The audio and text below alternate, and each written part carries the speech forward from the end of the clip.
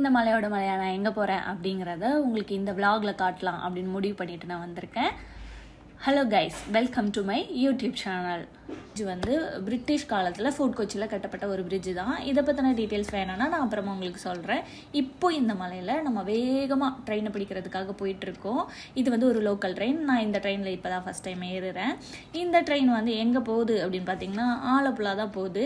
இந்த ஜன்னல் வழியாக உங்களுக்கு பெருசாக வியூ தெரியாது, ஏன்னா மழை இருந்ததுனால பெருசாக என்னால் காமிக்க முடியல. முக்கியமாக நான் இருந்த சீட் வந்து டாய்லெட் பக்கத்தில். எனக்கு பயங்கர ஆக்வர்டாக இருந்தது. நிறைய பேர் வந்து திறந்து போயிட்டு இருந்தாங்க. நான் அதில் ஃப்ரெண்ட் சீட்லேயே உட்காந்துருந்தேன். எனக்கு கொஞ்சம் கஷ்டமாக இருந்தது. பட் ஓகே, ஃபஸ்ட் எக்ஸ்பீரியன்ஸ் இல்லையா. நான் ஆலப்புழா இறங்கிட்டேன். நான் வந்த ட்ரெயின் இது தான். நம்ம இப்போ வந்துட்டு ஃபோட்டோகிராஃபரை பார்க்க போகிறோம், ஏன்னா நான் ஆலப்புழாவில் ஷூட் பண்ண போக போகிறேன். வெளியில் வந்ததோ ஃபோட்டோகிராஃபரை மீட் பண்ணிவிட்டு லொக்கேஷன் கிளம்பிட்டோம். பார்த்தா ரயில்வே பிளாக். என்ன பண்ணுறது, வெயிட் பண்ணி இந்த வியூவையும் உங்களுக்கு காட்டலாமே முடிவு பண்ணி இந்த வியூவை எடுத்துட்டேன். நாங்கள் இப்போ நேர லொக்கேஷன் தான் போகிறோம். லொக்கேஷன் பார்த்தீங்கன்னா இதுதான். பார்க்குறதுக்கு ஒரு மாதிரி அழகாக இருக்குல்ல, ஒரு கடல் பக்கத்தில் இந்த மாதிரி மரங்களோட. எனக்கு இந்த இடமே பயங்கரமாக பிடிச்சிருந்தது. ஒரு மாதிரி மூடியாக க்ளவுட்ஸ் எல்லாம் அப்படி நிறைஞ்சு போன மாதிரி இருந்தது. அப்படியே ஆப்போசிட்டாக க்ரீன் இருந்தது. இப்போ நான் வந்து கொஞ்சம் லைட்டாக லிப்ஸ்டிக் போட்டுட்டு சின்னதாக ஒரு மேக்கப் பண்ணிவிட்டு ஐலைனர்லாம் போட்டுட்டு நான் வந்துட்டேன். இதுதான் என்னோட ஃபஸ்ட்டு ட்ராவல் விலாகு. இது எப்படி இருக்க போகுதுன்னு எனக்கு ஐடியா இல்லை. பட் நான் ஒரு ட்ரை பண்ணலாம் அப்படின்னு சொல்லிட்டு ட்ரை பண்ணிட்டேன். கடலோட அலை வந்து இந்த மண் மேலே வந்து நல்லா அடித்து ஃப்ரண்ட்டு வியூ வரைக்கும் வந்திருந்தது. அங்கேருந்து அப்படியே ஷூட் எடுத்து முடிச்சுட்டு நாங்கள் கிளம்பிட்டோம். இப்போ நம்ம எந்த லொக்கேஷனுக்கு போயிட்டுருக்கோம் அப்படின்னா, நம்ம எல்லாருக்குமே எனக்கு தெரிஞ்சு மோஸ்ட் தமிழ் ஆடியன்ஸ்க்கு பயங்கர ஃபேவரேட்டான ஒரு லொக்கேஷனுக்கு தான் போயிட்டுருக்கோம். அவங்களுக்கு சின்னதாக ஒரு வியூ. நம்ம போட் ஹவுஸ் தான் பார்க்குறீங்க நீங்கள். இப்போ நம்ம எங்கே போயிட்டுருக்கோம் அப்படின்னா, எஸ், கார்த்தி ஜெயசியை தேடி போன அந்த இடத்துக்கு தான் வந்திருக்கோம். இதுதான் அந்த இடம். பக்கத்தில் ஆறு, இந்த பக்கம் சர்ச்சு வெளியிலேருந்து பார்க்குறதுக்கே பயங்கர அழகாக இருக்குல்லங்க. பின்ன ஜிவிஎம் படத்தில் வர லொக்கேஷன் இல்லையா, வேறு லெவலில் இல்லைன்னா எப்படி. ஆனால் இந்த லொக்கேஷன் பார்த்ததோ அப்பா, நம்ம இந்த டெஸ்டினேஷனுக்கு வந்துட்டோன்னு ஒரு மாதிரி எக்ஸைட் ஆகும் இல்லையா, அந்த மாதிரி பயங்கரமாக நான் எக்ஸைட் ஆகிட்டேன். அங்கே கொஞ்சம் கிளிப்ஸ் எல்லாம் எடுத்துக்கிட்டேன். அந்த லொக்கேஷனே வந்து ஒரு மாதிரி ஒரு வைப் எனக்கு க்ரியேட் பண்ணுச்சு. என்னடா கையில் ஜூஸோட வரேன்னு பார்த்தீங்களா, உள்ளே என்ட்ரானதோட ஜூஸ் கொடுத்துட்டு இருந்தாங்க. நானும் ஃபோட்டோகிராஃபரும் ஓடி போய் ஆளுக்கு ஒரு ஜூஸ் வாங்கி குடிச்சிட்டோம். அப்படியே வந்து சர்ச்சோட வியூ பேக் சைடு பார்த்தீங்களா, நல்லா இருக்குல்ல. இங்கேருந்து நாங்கள் வந்து உள்ள சர்ச்சுக்குள்ளே என்ட்ரு ஆகலான்னு முடிவு பண்ணி உள்ளே என்ட்ரானோம். மாஸ்க்கான ப்ரிப்பரேஷன் நடந்துட்டு இருந்து சட்டுன்னு பார்த்தா பொண்ணோட என்ட்ரி. எனக்கு பயங்கர சர்ப்ரைஸ் ஆயிடுச்சுங்க. ஓ, அழகாக ஒரு கல்யாணத்தை அட்டன் பண்ணிட்டோமே அப்படின்னு சொல்லிட்டு மணமக்கள் அங்கேருந்து வாழ்த்திட்டு வெளியே வந்தால் வேறு லெவலில் ஒரு வியூ. ஜிவிஎம்மோட படம் ஒரு மாதிரி பொயட்டிக்காக இருக்கும் இல்லையா, அந்த மாதிரி எனக்கு சர்ச்சும் இந்த வியூவும் வேறு லெவலில் வந்து எனக்கு ஒரு எக்ஸைட்மெண்ட்டை கொடுத்துச்சு. அப்படியே திரும்பி பாருங்களேன், சர்ச் எவ்வளோ அழகாக இருக்குது. பல வருஷங்களுக்கு முன்னாடி கட்டினது இல்லையா. சொந்தக்காரங்கெல்லாம் ஃபுட்டு சாப்பிட்றதுக்காக ஹாலுக்கு கிளம்பி போயிட்டு இருந்தாங்க. அப்படின்னா நம்ம ஃபோட்டோகிராஃபருக்கு ஒரு ஐடியா வந்தது பாருங்கள். நம்ம ஏன் அவங்க கூட போய் லஞ்ச் சாப்பிடக்கூடாது அப்படின்னு கேட்க, ஐயோ அங்கேயா அப்படின்னு நான் ஷையாகி நிற்க, இந்த வியூவோட அதை ரசிச்சுக்கிட்டே இருங்க நான் யோசிச்சு சொல்கிறேன் அப்படின்னு சொல்லிட்டு நின்றுட்டு இருந்தேன். அங்கே ஒரு போட்டு அழகாக இருக்குல்ல வியூ. ஆனால் நான் அந்த கிளிப்பை பயங்கரமாக சொதப்பிட்டேன். ஏன்னு கேட்குறீங்களா, ஸ்லோ மோஷனில் எடுத்துட்டாங்க.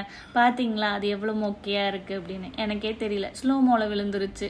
ஸோ அப்படியே இன்னும் கொஞ்சம் அந்த வியூவை அப்படியே எக்ஸ்டெண்ட் பண்ணி போட்டு போகிறதையும் எடுத்துகிட்டு உங்களுக்கு காமிச்சிட்டு அங்கேருந்தே வெளியே கிளம்பிட்டோம்.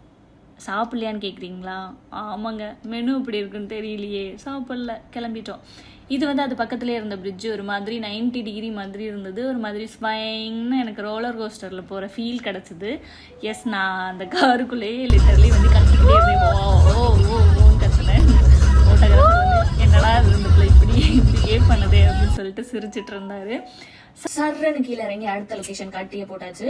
இப்போ நம்ம போகிற இடம் வந்து பார்த்தீங்கன்னா, இப்போ ஒரு பஸ் போகுது இல்லைங்களா, இந்த இடத்துக்கு தான் வந்திருக்கோம். இது வந்து ஃபுல்லாக தண்ணி, நடுவில் ஒரு ரோடு மட்டும் தான், சைடில் கொஞ்சம் மரம் இருக்குது. ஓகேவா, இது வந்து கிடங்கரா கண்ணாடி ரோடு. இந்த ரோட்டோட பேர் வந்து இதுதான். இந்த ஏரியா வந்து வெளியநாடு அப்படின்னு சொல்கிறாங்க. அந்த இடத்துக்கு தான் நம்ம இப்போ வந்திருக்கோம். பஸ்ஸை பார்த்தீங்களா, நான் வந்து கொஞ்சம் ஸ்லோ மோஷன்லாம் போட்டிருக்கேன். அப்படி ஸ்லோ அப்படி போகும்போது அப்படி வேற லெவல். ஸோ கைஸ், வந்த வேலையை பார்ப்போமா. இது வந்து நான் இருக்கிற இடத்து பக்கத்தில் கடம்பக்குடின்னு ஒரு ஏரியா இருக்குது, கிட்டத்தட்ட அது மாதிரி தான். பட் அந்த அளவுக்கு இல்லை, அதை விட இது கொஞ்சம் ரோடு இன்னும் கொஞ்சம் தூரம்னு நான் நினைக்கிறேன் என்னோடய பர்ஸ்பெக்டிவில். வேறு லெவலில் இருந்தது, 2 பக்கமும் தண்ணி. எனக்கு வந்துட்டு ஐயோ சூப்பராக இருக்கேடா அப்படின்னு. வெளியில் பார்த்திங்கன்னா விசு விசுன்னு காற்று ஒரு பக்கம், அப்படியே அந்த கண்ணாடி மாதிரி 2 பக்கமும் மின்னுங்கின அந்த தண்ணி. அப்படியே எனக்கு வந்துட்டு சாடிடலான்னு இருந்துச்சு. பட் சாடுனா நம்மளை யாரு காப்பாற்ற வருவான்.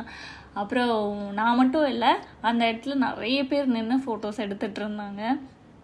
நாங்களும் பர்ஃபெக்டாக ஒரு இடம் ஃபிக்ஸ் பண்ணி இதில் நின்று ஃபோட்டோ எடுக்கலாம் அப்படின்னு சொல்லிட்டு தேடிட்டு இருந்தோம். ஆக்சுவலாக நாங்கள் வந்து மழை பெய்யும் அப்படின்னு சொல்லி எக்ஸ்பெக்ட் பண்ணி தான் இந்த லொக்கேஷனை ஃபிக்ஸே பண்ணோம். பட் எதிர்பார்த்த மாதிரி மழை வேறு பெய்யவே இல்லை.